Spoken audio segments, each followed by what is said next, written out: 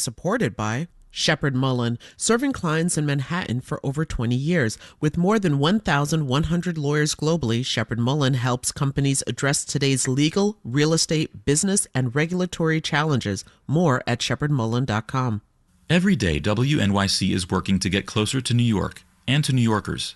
The underwriting we get from businesses helps power our independence.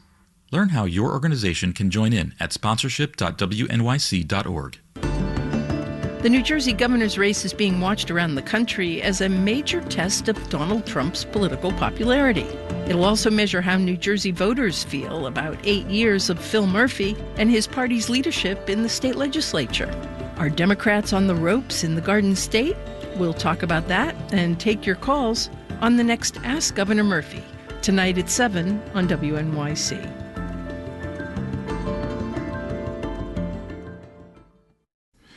It is 6:52. Marketplace Morning Report is next, and then later on Morning Edition.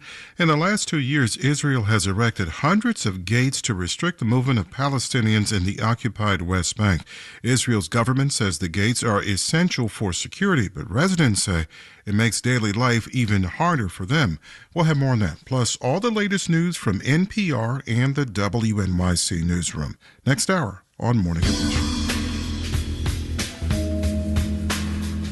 We have some clouds out there. We've had off and on showers, about 70 degrees right now. Showers and maybe a thunderstorm before 11 this morning, then chances of midday showers.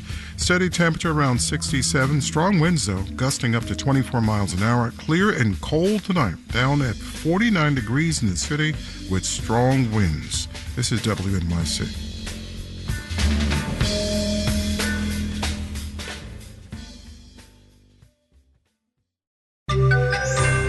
Using tariffs to help farmers harmed by tariffs. Marketplace Morning Report is supported by Mercury. Mercury brings together banking, credit cards, invoicing, and more to help entrepreneurs manage their finances. Learn more at mercury.com. From Marketplace, I'm Sabri Benishore, in for David Brancaccio. When President Trump slapped tariffs on Chinese goods earlier this year, China just stopped buying crops from the U.S. farmers, just shut those purchases down. That obviously hurt U.S. agriculture, and so the plan was for the government to help those farmers out with aid from the revenue raised by the tariffs. That plan has been delayed because of the government shutdown. But we have been to this rodeo before. Marketplace's Savannah Peters has more on how this all went down during the last trade war during President Trump's first term.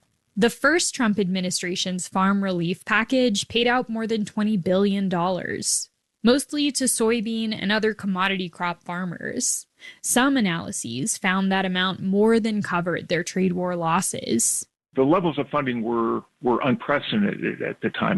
Joe Glauber is with the International Food Policy Research Institute and also served as chief economist in the USDA from 2008 to 2014.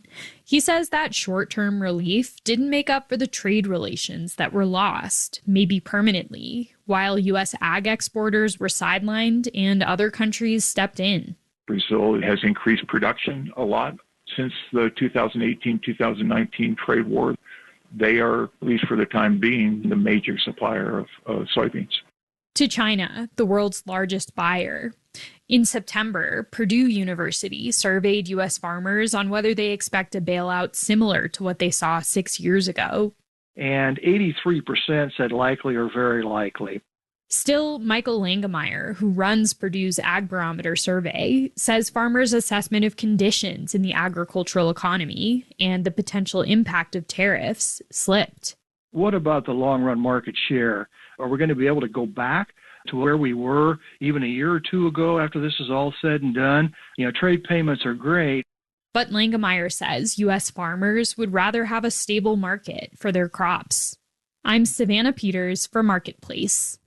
During the first Trump administration, the amount of aid paid to farmers to compensate them for their losses due to tariffs nearly wiped out all the revenue brought in by the China tariffs themselves. Gold just keeps climbing. It hit $4,000 an ounce today in Asian trading. This has been one of gold's strongest monthly performances and its biggest sustained rally since the 1970s. BBC's Nick Marsh has more. Even allowing for inflation, this is the most valuable that gold has ever been. A delay in the release of key economic data in the United States due to the current government shutdown has likely contributed to this latest surge, but gold's been growing in value all year. 2025 has seen interest rate cuts, which make gold more attractive to investors, as well as Donald Trump's sweeping import tariffs, which have upended global trade. That's Nick Marsh with the BBC. The price of gold is up 1.4%. It's at $4,060 an ounce. All right, let's do the numbers. The FTSE in London is up 0.7%. Dow, S&P, and NASDAQ futures are up about 0.2%. Dow futures up 81 points. The yield on the 10-year Treasury is 4.11%. Marketplace Morning Report is supported by Bitwarden Password Manager. On personal and business devices from any location, Bitwarden is designed to secure sensitive information without the need to remember multiple passwords for every site, account, or application. Learn more at bitwarden.com. Tariffs go up, tariffs go down. New tariffs pop up, old ones are in limbo. For U.S. businesses, it is all just a lot. So we are checking in now and again with businesses around the country to just see how they are doing. One of those businesses is the Eldon Street Tea Shop in Reston, Virginia. Rachel Rosner is the owner there. Rachel, welcome back. Thank you so much for having me on the show again, Sabri. I really appreciate it. So last time we talked, you mentioned you were paying very high tariffs on tea coming in from China, but you do import tea from all over the world. But also you'd asked for some sort of exception to the tea tariffs. Are you still paying those same tariffs as you were in July? Yes, except India went up to 50%. So it's even worse. Right. So you're actually paying more. Correct. Yes. And actually, we are halting all purchases from India currently for tea. We're halting them until, I guess, the Supreme Court hearing on tariffs on November 5th. And it's become kind of a cat and mouse game of can we buy things stateside, like our inclusions, like lavender and rose petals and things like that? Or is it cheaper for us to pay the tariff and bring it over?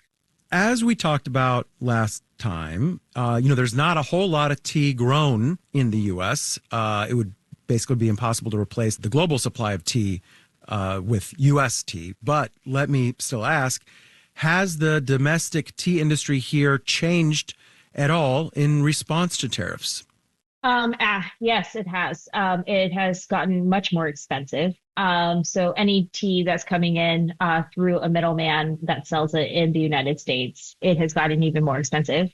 In July, you mentioned that you had not yet started to raise prices for your customers. This is something that a lot of businesses have resisted doing, but at some point, it gets untenable. And I'm wondering, are you having to finally raise prices?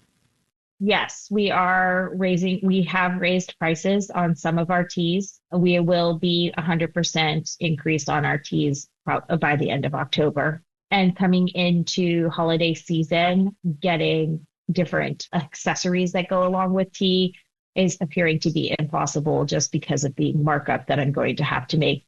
1 year from now, where do you see yourself? Where do you see your business? I think a lot of it lays on the decision of the Supreme Court on November 5th and what we're going to do with our business. I think we will probably consolidate what we have until the tariffs are lifted. And fortunately, our customers know that they're going to get delicious, good quality tea, but it's going to be a little bit more expensive.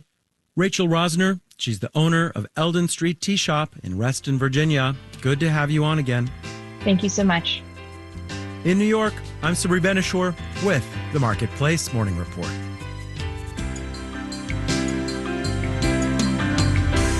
From APM, American Public Media.